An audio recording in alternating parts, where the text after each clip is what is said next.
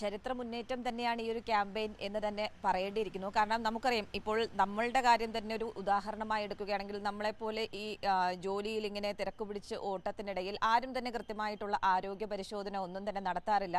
ആ ഒരു ഘട്ടത്തിൽ കൂടിയാണ് ആരോഗ്യവകുപ്പിന്റെ ഈ ഒരു നിർണായക ചുവടുവയ്പ് എന്നുള്ളത് എടുത്തു പറയേണ്ടത് കൂടിയാണ്. ഏതായാലും ഇന്ന് ഈ ക്യാമ്പയിന് തുടക്കമാകുകയാണ്. ആദ്യത്തെ ഒരു ഘട്ടത്തിൽ പ്രധാനമായും ലക്ഷ്യമിടുന്നത് സ്ത്രീകളെയാണ്. സ്ത്രീകളിലുള്ള ക്യാൻസർ പരിശോധന, അതിന്റെ സ്ക്രീനിംഗ് ആണ് നിലവിൽ തീരുമാനിച്ചിരിക്കുന്നത്. ഇന്ന് ആരംഭിക്കുന്നത് മാർച്ച് 8 വരെ ആ രീതിയിലാണ് ക്രമീകരിച്ചിരിക്കുന്നത്. പിന്നീടുള്ള ക്യാമ്പയിൻ എന്ന് പറയുന്നത് ഒരു വർഷം നീണ്ടു നിൽക്കുന്ന ക്യാമ്പയിനിൽ എല്ലാവരെയും ഉൾപ്പെടുത്തിയുള്ള ഒരു ക്യാമ്പയിനാണ്. ഏതായാലും ഇതിന്റെ കൂടുതൽ വിശദാംശങ്ങൾ നമ്മോട് മന്ത്രി വീണ ജോർജ് തന്നെ പങ്കുവയ്ക്കും. ഏതായാലും കൈരളി ന്യൂസിന് good morning minister. Good morning. ഏതായാലും ഇന്നിപ്പോ ഒരു നിർണായകമായ ചുവടുവയ്പ്പിലേക്കാണ് ആരോഗ്യവകുപ്പ് കടക്കുന്നത്. ഇത് എന്താണ് പ്രധാനമായും ഈ ക്യാമ്പയിനിലൂടെ സർക്കാർ ലക്ഷ്യമിടുന്നത്? ആരോഗ്യ സാക്ഷരതയിൽ ഏറ്റവും മുന്നിൽ നിൽക്കുന്ന സംസ്ഥാനമാണ് കേരളം. അതുപോലെ സുസ്ഥിര വികസന സൂചികകളിൽ കേരളം ഏറ്റവും ബെസ്റ്റ് പൊസിഷനിലാണ്, രാജ്യത്തെ ഏറ്റവും മികച്ച നിലയിലാണ്. അത് നവജാത ശിശു മരണ നിരക്കാകട്ടെ, മാതൃമരണ നിരക്കാകട്ടെ, ആയുർദൈർഘ്യമാകട്ടെ, ലോകത്തിലെ തന്നെ ഏറ്റവും മികച്ച ആരോഗ്യ സൂചകങ്ങളാണ് കേരളത്തിലെ. പക്ഷേ നമ്മുടെ ഇടയിൽ ജീവിതശൈലി രോഗങ്ങൾ വലിയ രീതിയിൽ വർദ്ധിക്കുന്നു. അതിൽ തന്നെ ക്യാൻസറുമായി ബന്ധപ്പെട്ട് ഒരു വർഷം ഏതാണ്ട് 65,000-ന് മുകളിൽ പുതിയ ക്യാൻസർ രോഗികൾ കേരളത്തിൽ ഉണ്ടായിക്കൊണ്ടേയിരിക്കുന്നു. പലപ്പോഴും ഈ ക്യാൻസർ രോഗികൾ 3-ാമത്തെയോ 4-ാമത്തെയോ ഫേസിലാണ് ഈ രോഗം കണ്ടുപിടിക്കുന്നതും ചികിത്സയ്ക്കായിട്ട് എത്തുന്നത്. ഇപ്പോൾ പറഞ്ഞതുപോലെ ഇപ്പോൾ ഞാൻ ഡോക്ടേഴ്സുമായിട്ടുള്ള ചർച്ചയുടെ ഇടയിൽ ചോദിച്ചു. അപ്പോൾ നമ്മൾ കാരണം ഇതിനെക്കുറിച്ച് പൂർണ്ണമായിട്ട് അറിയുന്നവരാണ് നമ്മുടെ ഹെൽത്ത് കമ്മ്യൂണിറ്റി, ഡോക്ടേഴ്സ്. പക്ഷേ എത്ര പേർ അങ്ങനെ ഒരു സ്ക്രീനിങ്ങിന് വിധേയമാവുന്നുണ്ട്? വളരെ വളരെ വളരെ 1-2% അല്ല 3%, അതിനപ്പുറമില്ല. കാരണം നമ്മുടെ പല ഡോക്ടേഴ്സും 3rd സ്റ്റേജിലും 4th സ്റ്റേജിലും ഒക്കെ ഇത് കണ്ടുപിടിക്കപ്പെട്ടിട്ടുണ്ട്. അപ്പോൾ അവർ തന്നെ പറഞ്ഞു ഡോക്ടേഴ്സ് ആർ ബാഡ് പേഷ്യൻസ് എന്ന് പറഞ്ഞു. അപ്പോൾ ഈ എല്ലാ ഇപ്പോൾ മാധ്യമപ്രവർത്തകരോട് സംസാരിച്ചു. അങ്ങനെ ഒരു പ്രയോറിറ്റിയിൽ അങ്ങനെ ഒരു കാര്യമേ ഇല്ല ഈ ഓട്ടത്തിനിടയിൽ ഒരു ഹെൽത്ത് ചെക്കപ്പ്. ഇപ്പോൾ ആരോഗ്യം നോക്കുന്നുണ്ടോ എന്ന് ചോദിച്ചാൽ ചിലർ രാവിലെ നടക്കാൻ പോകും. അതാണ് പരമാവധി നമ്മൾ ഹെൽത്തിന് വേണ്ടിയിട്ട് ചെയ്യുന്നൊരു കാര്യം. പക്ഷേ അതിനപ്പുറത്തേക്ക് ഒരു ആരോഗ്യ പരിശോധന കൃത്യമായ ഇടവേളയിൽ ചെയ്യുന്നില്ല. അപ്പോൾ ഞാൻ കഴിഞ്ഞ ദിവസം ഈ ലോഗോ പ്രകാശനം നടത്തിയത് പത്തനംതിട്ടയിലാണ്. അവിടെ ഒരു കുടുംബശ്രീയുടെ ഇടം എന്ന പരിപാടിയിലാണ് ഇത് പ്രകാശനം ചെയ്തത്. അപ്പോൾ ഇതൊരു വർത്തമാനം പറഞ്ഞുകൊണ്ടാണ് ഇത് പ്രകാശനം ചെയ്തത്. അവിടെയുള്ള ഒരു 300-ലധികം സ്ത്രീകളിൽ 2 പേരിങ്ങനെ ഡോക്ടർ പറഞ്ഞനുസരിച്ചിട്ട് പരിശോധിച്ചു. പക്ഷേ ബാക്കി ഒരാളും സ്വയമേവ പോയി പരിശോധിക്കുന്നില്ല. അപ്പോൾ ഞാൻ ചോദിച്ചു, നിങ്ങൾ എല്ലാവരുടെയും പ്രയോറിറ്റിയിൽ വീട്, കുടുംബം, മക്കളുടെ ജോലി അല്ലെ സ്വന്തം തൊഴിൽ, ഇതിനൊക്കെ അപ്പുറത്ത് ഇതിൻ്റെ ഇടയിൽ എവിടെയാണ് നമ്മൾ ആരോഗ്യത്തിന് കൊടുക്കുന്ന സ്ഥാനം? ഒറ്റ സ്വരത്തിൽ ഉറക്കെ പറഞ്ഞത് അങ്ങനൊരു സ്ഥാനമില്ല എന്നുള്ളതാണ്.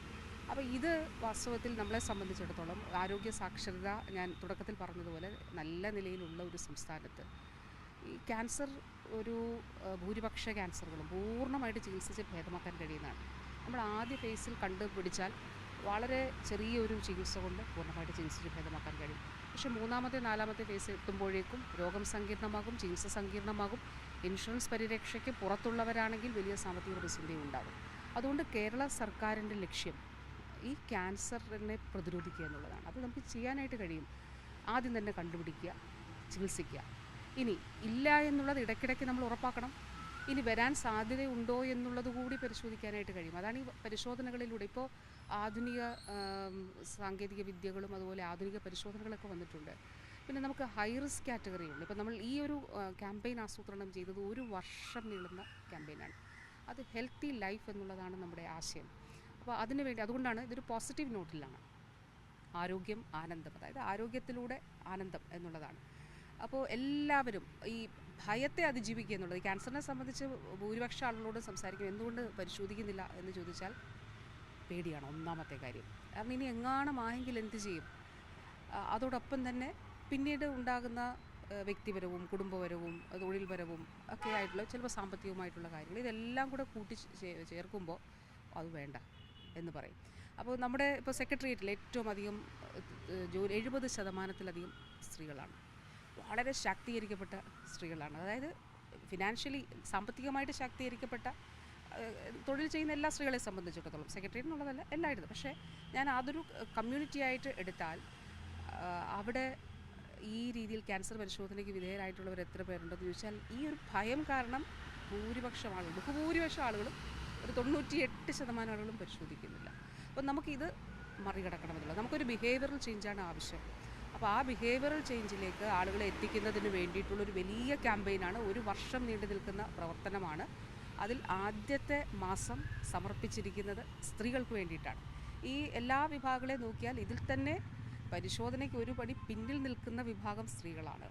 കാരണം ഇത് പുറത്തു പറയാൻ ചിലപ്പം മടിക്കും, ഇങ്ങനെ ഉണ്ടെങ്കിൽ അവഗണിക്കും, അല്ലെങ്കിൽ ശ്രദ്ധിക്കില്ല. അപ്പോൾ അതുകൊണ്ടുകൂടി സ്ത്രീകൾക്ക് വേണ്ടി ഈ 1 മാസം നമ്മൾ സമർപ്പിക്കുന്നു. അതിൽ സ്തനാർബുദവും ഗർഭാശയകള ക്യാൻസറും, ഈ 2 ക്യാൻസറുകളും പൂർണ്ണമായിട്ട് ചികിത്സിച്ച് ഭേദമാക്കാൻ കഴിയും. അത് ആദ്യ ഫേസിൽ കണ്ടുപിടിക്കണം എന്നുള്ളത് മാത്രമേ ഉള്ളൂ. അപ്പോൾ സെൽഫ് എക്സാമിനേഷനൊക്കെ ഉണ്ട് ബ്രസ്റ്റ് ക്യാൻസറിൽ. പക്ഷേ ചിലപ്പോൾ ചെറിയ ഈ മുഴകളൊക്കെ ആണെങ്കിൽ സ്വന്തമായിട്ട് ചിലപ്പോൾ കണ്ടുപിടിക്കാൻ പറ്റില്ല ആദ്യ ഫേസിൽ. അപ്പോൾ ഒരു ട്രെയിൻഡായിട്ടുള്ള ആരോഗ്യ പ്രവർത്തകയുടെ സഹായം വേണ്ടിവരും. അതാണ് നമ്മൾ ഒരുക്കുന്നത്. സ്ക്രീനിങ് എല്ലായിടത്തും അവൈലബിൾ ആക്കുക. കാരണം നമ്മളിപ്പോൾ ഒരു ക്യാൻസർ സെൻറ്ററിലേക്കോ ഒന്നും പോകണ്ട, നമ്മുടെ തൊട്ടടുത്തുള്ള ആരോഗ്യ കേന്ദ്രത്തിൽ പോയാൽ പരിശോധിക്കാം. അപ്പോൾ നമുക്ക് ഈ 1 മാസം എല്ലാ ആരോഗ്യ കേന്ദ്രങ്ങളിലും, ജില്ലാ, ജനറൽ, താലൂക്ക് ആശുപത്രികളിലെല്ലാം ഉണ്ട്. മെഡിക്കൽ കോളേജിൽ പ്രത്യേക ഒരു സ്ക്രീനിങ് ഫെസിലിറ്റി ഉണ്ട്. അതുപോലെ ഈ പറഞ്ഞതുപോലെ ക്യാൻസർ സെൻറ്ററുകളിലും ഉണ്ട്. നമ്മുടെ പ്രൈവറ്റ് ഹോസ്പിറ്റൽസും ഇതിൽ കണ്ണിയാകുന്നുണ്ട്. അപ്പോൾ പ്രൈവറ്റ് ഹോസ്പിറ്റലിലും ഏതാണ്ട് മിക്ക ഹോസ്പിറ്റൽസും ഈ സ്ക്രീനിങ്ങിലേക്ക് നേരിട്ട് അവർക്ക് ചെല്ലാൻ കഴിയുന്നത് പോലെ ക്രമീകരിച്ചിട്ടുണ്ട്, ആളുകൾക്ക് ചെല്ലാൻ കഴിയുന്നത് പോലെ. അതോടൊപ്പം NGOകൾ പങ്കെടുക്കുന്നു. ഇപ്പോൾ നമുക്ക് ചില മേഖലകൾ കേന്ദ്രീകരിച്ച് പ്രത്യേക പ്രവർത്തനം നടത്തണമെന്ന് കാര്യങ്ങളുണ്ട്. ഇപ്പോൾ തീരദേശ മേഖല, ട്രൈബൽ മേഖല, പിന്നെ എവിടെയെങ്കിലും ഗ്യാപ്പ് ഉണ്ടെങ്കിൽ അവിടെയൊക്കെ തന്നെ ഒരു NGOകളുടെ കൂടി സഹായത്തോടുകൂടി ക്യാമ്പുകൾ നമുക്ക് സംഘടിപ്പിക്കാം. ഒരു ഘട്ടം അടുത്തൊരു കാര്യം റെസിഡൻഷ്യൽ അസോസിയേഷൻസിൻ്റെ കാര്യത്തിലാണ്.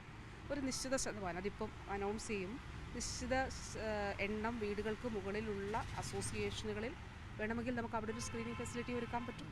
അത് ആരോഗ്യവകുപ്പ് ചെയ്യും. അപ്പോൾ അത്രയും സമൂഹത്തിലേക്ക് കടന്നു എന്നുകൊണ്ട് ഈ സ്ക്രീനിങ് സംവിധാനം ഒരുക്കി ക്യാൻസർ ഇല്ല എന്നുറപ്പാക്കുക. ഇനി ആർക്കെങ്കിലും ഉണ്ടെങ്കിൽ അത് കണ്ടുപിടിച്ച് ചികിത്സിച്ച് പൂർണ്ണമായിട്ട് ഭേദമാക്കാം. പിന്നീടുള്ള കാലം ആരോഗ്യത്തോടെ സന്തോഷത്തോടെ ജീവിക്കാം. ഇതാണ്. സ്വാഭാവികമായും ഇതിലിപ്പോൾ ഈ സ്ക്രീനിങ്ങിൽ പലർക്കും ഉണ്ടാകുന്ന ഒരു പ്രതിസന്ധി സാമ്പത്തിക പ്രശ്നമാണ്. അപ്പോൾ സ്വാഭാവികമായി അവരും കരുതും ഈ സ്ക്രീനിങ് ഒക്കെ ഏർപ്പെടുത്തുമ്പോൾ നമ്മൾക്ക് ഏത് രീതിയിലാണ്, വലിയ രീതിയിൽ പണം ചിലവാകുമോ എന്നുള്ള കാര്യമൊക്കെ. അതിനെങ്ങനെയാണ് ഒരു സൊല്യൂഷൻ ഇതിൽ? സർക്കാർ സംവിധാനത്തിൽ സ്ക്രീനിങ് പൂർണ്ണമായിട്ടും എല്ലാവർക്കും സൗജന്യമായിട്ടാണ് ചെയ്യുന്നത്. പിന്നീടുള്ള ടെസ്റ്റുകളുമായിട്ട് ബന്ധപ്പെട്ടിട്ടുള്ള കാര്യങ്ങളിൽ BPL വിഭാഗത്തിന് സൗജന്യമായി, APL വിഭാഗത്തിന് ഒരു സബ്സിഡൈസ്ഡ്, കാരണം മാമോഗ്രാമിനൊക്കെ ഒരു കോസ്റ്റ് വരുന്നതാണ്, ചിലവ് വരുന്നതാണ്. അപ്പോൾ അത് ഏറ്റവും കുറഞ്ഞ നിരക്കിൽ സർക്കാർ സംവിധാനത്തിൽ ഉണ്ടാകും. പ്രൈവറ്റ് ഹോസ്പിറ്റലുകളുമായിട്ടും അവരും ആ നിലയിൽ തന്നെ അവരുടെ റേറ്റുകൾ കുറയ്ക്കുന്നതിന് വേണ്ടിയിട്ടുള്ള സന്നദ്ധകളൊക്കെ കുറച്ച് ഹോസ്പിറ്റൽസ് അറിയിച്ചിട്ടുണ്ട്. ഇനി ലാബുകളുമായിട്ട് ഗവൺമെൻറ് ചർച്ച ചെയ്യുന്നുണ്ട്. അപ്പോൾ അതൊന്ന് ഈ ഒരു ഘട്ടത്തിൽ കുറയ്ക്കാൻ കഴിഞ്ഞാൽ കുറേയേറെ ആളുകളെ നമുക്ക് ഇതിലേക്ക് കൊണ്ടുവരാനായിട്ട് കഴിയും. ഈ ഒരു പ്രശ്നം നമുക്ക് അഡ്രസ്സ് ചെയ്യുക, അതായത് സാമ്പത്തികമായിട്ടുള്ള പ്രശ്നം വലിയൊരളവിൽ അതിലൂടെ പരിഹരിക്കാനായി കഴിയും. സംസ്ഥാന സർക്കാരിൻ്റെ വിവിധ സ്കീമുകളിൽ പെട്ട്, ഇപ്പം കാരുണ്യ ആരോഗ്യ സുരക്ഷാ പദ്ധതി, അതുപോലെ കാരുണ്യ പദ്ധതി, ഇതുവഴിയൊക്കെ തന്നെ നമുക്കിത് ക്യാൻസർ ട്രീറ്റ്മെൻറ്റിന് പ്രത്യേകമായിട്ടുള്ള പാക്കേജുകളുമുണ്ട്. ഇന്നിപ്പോൾ വൈകിട്ട് 4 മണിക്കാണ് മുഖ്യമന്ത്രി ഉദ്ഘാടനം ചെയ്യുന്നത്. ഈ ഉദ്ഘാടനം നടന്നതിന് തൊട്ടു പിന്നാലെ തന്നെ എല്ലായിടങ്ങളും ഈ പരിശോധനയ്ക്ക് വേണ്ടി സജ്ജമാകുകയാണോ? അങ്ങനെയാണോ? അതെ, തീർച്ചയായിട്ടും അങ്ങനെയാണ്. അതുകൂടാതെ രാവിലെ തന്നെ ഇന്നലെ 14 ജില്ലകളിലും മിക്കയിടങ്ങളിലും പ്രീ ലോഞ്ച് നടന്നിരുന്നു. അതായത് ആരോഗ്യ പ്രവർത്തകരും അതോടൊപ്പം തന്നെ നമ്മുടെ സ്റ്റുഡൻസും, മെഡിക്കൽ സ്റ്റുഡൻസും, നഴ്സിംഗ് സ്റ്റുഡൻസും, അതുപോലെ നമ്മുടെ ഫാർമസി സ്റ്റുഡൻസും ഒക്കെ തന്നെ എല്ലാവരും ചേർന്നുകൊണ്ട് പ്രീ ലോഞ്ച് ആക്ടിവിറ്റി എല്ലായിടത്തും നടന്നിരുന്നു. ഇന്നിപ്പോൾ രാവിലെ മുതൽ പലയിടത്തും നടക്കുന്നുണ്ട്. രാവിലെ മുതൽ പലയിടത്തും ക്യാമ്പുകൾ നടക്കുന്നുണ്ട്. 14 ജില്ലകളിലും ഉണ്ട്. പിന്നെ 885 ആരോഗ്യ കേന്ദ്രങ്ങളാണ് ഉള്ളത്. അപ്പോൾ ചില ആരോഗ്യ കേന്ദ്രങ്ങൾ ഒഴിച്ചാൽ, അതായത് കൺസ്ട്രക്ഷനൊക്കെ നടക്കുന്നത് മൂലം, സ്ഥലപരിമിതി മൂലമുള്ള ചില ആരോഗ്യ കേന്ദ്രങ്ങൾ ഒഴിച്ചാൽ ബാക്കി ഈ 885-ൽ 98% ആരോഗ്യ കേന്ദ്രങ്ങളിലും നമുക്ക് സ്ക്രീനിങ് സംവിധാനം ഉണ്ടാകും. വാസ്തവത്തിൽ ഈ സർക്കാർ തുടങ്ങിയ ജനകീയ ആരോഗ്യ കേന്ദ്രങ്ങൾ, അവിടെയും നമ്മുടെ ആരോഗ്യ പ്രവർത്തകർ ട്രെയിൻഡാണ്. പക്ഷേ ഇപ്പോൾ നമ്മൾ ആരോഗ്യ കേന്ദ്രങ്ങൾ എന്നുള്ളതാണ് ഉദ്ദേശിച്ചിട്ടുള്ളത്. പക്ഷേ ജനകീയ ആരോഗ്യ, ഇപ്പോൾ ചിലപ്പോൾ തിരുവനന്തപുരം ജില്ലയിലും കണ്ണൂർ ജില്ലയിലും ഒക്കെ MLSPമാരെല്ലാം ട്രെയിൻഡാണ്. ഗർഭാശയകളെ ക്യാൻസറിന് വേണ്ടിയിട്ടുള്ള പാപ്സ്മിയർ ഒക്കെ എടുക്കുന്നതിന് വേണ്ടിയിട്ട് അവർ ട്രെയിൻഡാണ്. അപ്പോൾ doctors, staff nurses, PHN, JPHN, MLSP. അപ്പോൾ ഈ 5 കാറ്റഗറിയിലുള്ളവരായിരിക്കും ഈ ഒരു സ്ക്രീനിങ്ങിന് നേതൃത്വം നൽകുക. ഡോക്ടേഴ്സിൻ്റെ MOസിൻ്റെ നേതൃത്വത്തിലാണ് നടക്കുക. മിനിസ്റ്റർ പരിശോധിക്കാൻ പോകുന്നുണ്ടോ? തീർച്ചയായിട്ടും. കാരണം നമ്മൾ ഇത് പറയുമ്പോൾ നമ്മളത് ചെയ്യുകയും ചെയ്യണമല്ലോ. അപ്പോൾ തീർച്ചയായിട്ടും ആ പരിശോധന എല്ലാവരും പങ്കാളിയാകണം എന്നാണ് ഞാൻ ഹെൽത്ത് ഡിപ്പാർട്ട്മെൻറ്റിലും പറഞ്ഞിരിക്കുന്നത്. നമ്മളെല്ലാവരും തീർച്ചയായിട്ടും ഇതിൽ പങ്കെടുത്ത് സ്ക്രീനിങ് നടത്തണം എന്നുള്ളതാണ്. ഈ പറഞ്ഞ പ്രശ്നങ്ങൾ ഹെൽത്ത് ഡിപ്പാർട്ട്മെൻറ്റിലുണ്ട്. ഭയമുണ്ട്, അജ്ഞത ഇല്ല, കാരണം ഇതറിയാം. പക്ഷെ ഭയമാണ് ഭരിക്കുന്നത് എന്നുള്ളത് ഒരു വലിയ ഇതിലേക്ക് എത്തുന്നതിന് ഓരോ വ്യക്തിയെയും മാറ്റി നിർത്തുന്നതും വലിയ രീതിയിൽ അതുതന്നെയാണ്. ആ രീതിയിലൊരു ബോധവൽക്കരണമൊക്കെ സജ്ജമാക്കിയിട്ടുണ്ടോ? അത് ഓൾറെഡി പലയിടങ്ങളും നടക്കുന്നുണ്ട്. എന്നാലും ഈ ക്യാമ്പയിനോടനുബന്ധിച്ച് പ്രത്യേകമായിട്ട് എന്തെങ്കിലും ഉണ്ടോ? തീർച്ചയായിട്ടും ഉണ്ട്. അതായത് നമ്മളിപ്പോൾ നമ്മളുടെ ക്യാമ്പയിനിൽ തന്നെ ഏറ്റവും പ്രധാനമായിട്ട കാര്യം നമ്മൾ കൊടുക്കുന്ന സന്ദേശം ക്യാൻസറിനെ ഭയക്കേണ്ടതില്ല.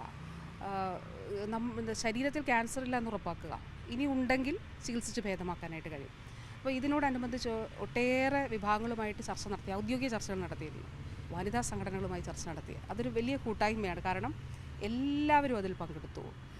നമ്മുടെ പൊളിറ്റിക്കൽ ഓർഗനൈസേഷൻസ് ഉണ്ട്, യൂത്ത് ഓർഗനൈസേഷൻസ് ഉണ്ട്, അതുകൂടാതെ സർവീസ് സംഘടനകളുടേതുണ്ട്. ഇപ്പോൾ ടീച്ചേഴ്സിൻ്റെ ഒക്കെ ഉൾപ്പെടെ എല്ലാ മേഖലയിലുമുള്ള വനിതകൾ പങ്കെടുത്തു, NGOs പങ്കെടുത്തു, പാലിയേറ്റീവ് കെയർ രംഗത്തുള്ളവർ പങ്കെടുത്തു, ഭിന്നശേഷിയുള്ള കുഞ്ഞുങ്ങളുടെ അമ്മമാർ വരെ പങ്കെടുത്തു. അപ്പോൾ ആ മീറ്റിങ്ങിൽ എന്നോട് ഭിന്നശേഷിയുള്ള ഒരു കുഞ്ഞിൻ്റെ അമ്മ പറഞ്ഞത്, ഈ കുഞ്ഞുങ്ങളുമായിട്ട് ബഡ് സ്കൂളിൽ ഞങ്ങൾ പോകുന്നുണ്ട്, അപ്പം ഞങ്ങൾക്ക് പിന്നെ ഞങ്ങളുടെ ആരോഗ്യത്തിന് വേണ്ടി ഒരു ആരോഗ്യ കേന്ദ്രത്തിൽ പോകാൻ കഴിയില്ല, അതുകൊണ്ട് ഞങ്ങൾക്ക് എന്തെങ്കിലും ഒരു ക്രമീകരണം ചെയ്യാമോ എന്ന് ചോദിച്ചു. അപ്പോൾ ഞാൻ പറഞ്ഞു തീർച്ചയായിട്ടും നമ്മൾ സ്ത്രീകൾക്ക് വേണ്ടിയിട്ടാണല്ലോ ആദ്യത്തെ ഒരു മാസം. അപ്പോൾ ആ ഒരു മാസത്തിൽ പഞ്ചായത്തിലെ ആ ബഡ് സ്കൂളിൽ ഒരു ദിവസം സ്ക്രീനിങ് ഇവർക്ക് വേണ്ടിയിട്ട് ചെയ്യാം. ഒരു ദിവസം വേണമെന്നില്ല, ഒരു ഉച്ചവരെ മതിയാകും.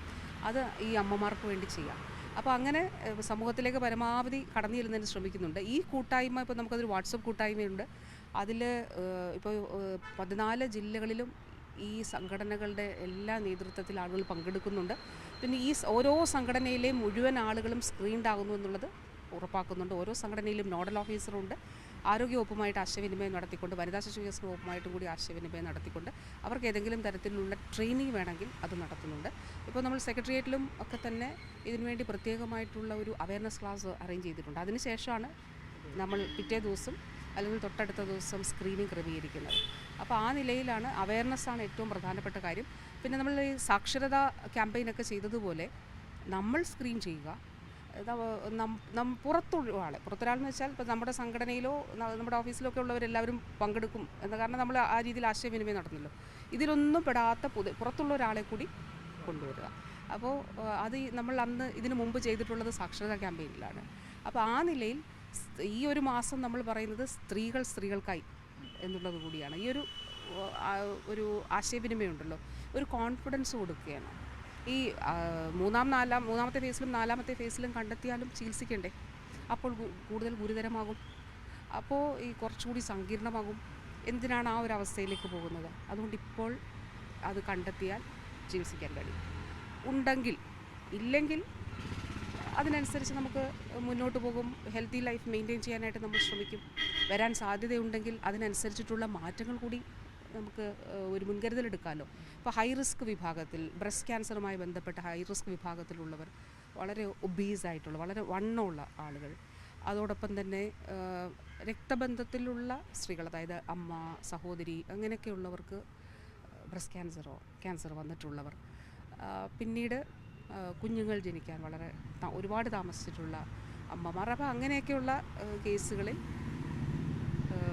High risk കാറ്റഗറിയാണ്. അപ്പോൾ ഹൈ റിസ്ക് കാറ്റഗറിയിലുള്ളവർ നിർബന്ധമായിട്ടും ഒരു നിശ്ചിത ഇടവേളയിൽ ഇത് പരിശോധന നടത്തിക്കൊണ്ടേയിരിക്കണം. അപ്പോഴാണ് നമുക്ക് ആദ്യത്തെ ഇതിൽ തന്നെ കണ്ടുപിടിക്കാൻ പറ്റുന്നത്. ആദ്യത്തെ ഇതിൽ കണ്ടുപിടിച്ചാൽ ചികിത്സിച്ച് ഇമ്മീഡിയറ്റായിട്ട് നമുക്ക് പെട്ടെന്ന് തന്നെ ചികിത്സിച്ച് അത് മാറ്റാനായിട്ട് കഴിയും. അപ്പോൾ ഈ ഒരു കോൺഫിഡൻസാണ് വാസ്തവത്തിൽ നമ്മൾ ഈ അവയർനെസ്സിലൂടെ നൽകാനായിട്ട് ശ്രമിക്കുന്നത്. നമ്മൾ കൈകൾ ചേർത്ത് പിടിച്ച് നമുക്ക് പരസ്പരം കേരളത്തെ സംരക്ഷിക്കാൻ, ക്യാൻസർ എന്നുള്ളത് കേരളം പോലൊരു സമൂഹത്തിലൊരു വലിയ പ്രശ്നമാകാനായിട്ട് പാടില്ല. നമ്മൾ അത്രയും എഡ്യൂക്കേറ്റഡാണ്, അത്രയും ബോധമുള്ളവരാണ്, അതുകൊണ്ട് നമുക്ക് സൗകര്യങ്ങളുണ്ട്. അപ്പോൾ അതുകൊണ്ട് തീർച്ചയായിട്ടും ആ രീതിയിൽ ആരോഗ്യ സംബന്ധമായിട്ടുള്ള പരിശോധനകൾ നടത്തി ക്യാൻസർ ഇല്ല എന്ന് ഉറപ്പാക്കി മുന്നോട്ട് പോവുകയും ശരിയായിട്ടുള്ള ലൈഫ് സ്റ്റൈൽ സ്വീകരിച്ചുകൊണ്ട് മുന്നോട്ട് പോവുകയും ചെയ്യേണ്ടതായിട്ടുണ്ട്. Okay, thank you minister. അപ്പോൾ ഏതായാലും മന്ത്രി സൂചിപ്പിച്ചതുപോലെ തന്നെ ക്യാൻസറിനെ നമ്മുടെ നാട്ടിൽ നിന്ന് അകറ്റാൻ വേണ്ടി ഭയം വേണ്ട, ജാഗ്രത മതി എന്നുള്ള കാര്യം തന്നെയാണ്. എല്ലാവരും ഇന്നു മുതൽ ആരംഭിക്കുന്ന ഈ ഒരു ക്യാമ്പയിൻ്റെ ഭാഗമാകുക, സ്ക്രീനിങ്ങിൽ എല്ലാവരും പങ്കെടുക്കുക എന്നതുകൂടിയാണ് കൈരളി ന്യൂസിനും പ്രേക്ഷകരോടും പങ്കുവയ്ക്കാനുള്ളത്. ഇതിൻ്റെ കൃത്യമായിട്ടുള്ള വിവരങ്ങൾ തന്നെയാണ് ഇപ്പോൾ മന്ത്രി നമ്മളോട് പങ്കുവച്ചിരിക്കുന്നത്. Manu, thank you very much. അതോടൊപ്പം എല്ലാവരും, ഞാൻ ഇന്നലെ നമ്മുടെ പ്രസ് മീറ്റ് കഴിഞ്ഞിട്ട് മാധ്യമപ്രവർത്തകർ അങ്ങനെ സന്നദ്ധത അറിയിച്ചതും വളരെ സന്തോഷമുള്ള കാര്യമാണ്.